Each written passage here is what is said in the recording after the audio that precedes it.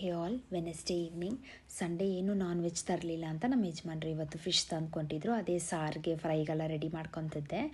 ಈಗ ಒಂದು ಮಿಕ್ಸಿ ಜಾರಿಗೆ ಕೊತ್ತಂಬರಿ ಸೊಪ್ಪು, ಈರುಳ್ಳಿ, ಶುಂಠಿ, ಬೆಳ್ಳುಳ್ಳಿ ಹಾಗೇನು ಸ್ವಲ್ಪ ಸ್ಪೈಸಸ್ ಎಲ್ಲ ಆ್ಯಡ್ ಮಾಡ್ಕೊಂಡು ಚೆನ್ನಾಗಿ ರುಬ್ಬಿಟ್ಕೊಳ್ಳಿ.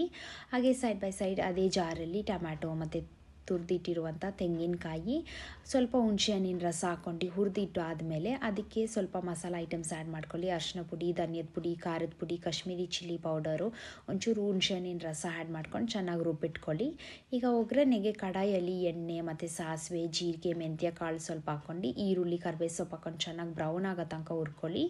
ರುಬ್ಬಿಟ್ಟಿರುವಂಥ ಮಸಾಲ ಎಲ್ಲ ಆ್ಯಡ್ ಮಾಡ್ಕೊಂಡು ಜೊತೆಗೆ ಉಪ್ಪು ಹಾಕ್ಕೊಂಡು ಚೆನ್ನಾಗಿ ಒಂದು ಮಸಾಲ ವಾಸನೆ ಹೋಗೋ ತನಕ ಚೆನ್ನಾಗಿ ಕುದಿಸ್ಕೊಳ್ಳಿ. ಹಾಗೇನು ಮೀನು ಆ್ಯಡ್ ಮಾಡಿಕೊಂಡ್ರೆ ಒಂದು 5 ನಿಮಿಷಕ್ಕೆ ಕುದಿಸ್ಕೊಂಡ್ರೆ ಮೀನು ಸಾರು ರೆಡಿ. ಈ ಥರ ಒಂದು ದಿವಸ ಟ್ರೈ ಮಾಡಿ ನೋಡಿ. ಮುಂದಿನ ವಿಡಿಯೋದಲ್ಲಿ ನೋಡ್ತೀನಿ. ಹಾಗೇನು ನನ್ನ ಚಾನಲ್ನ ಸಬ್ಸ್ಕ್ರೈಬ್ ಮಾಡೋದನ್ನ ಮರಿಬೇಡಿ. ಬಾಯ್.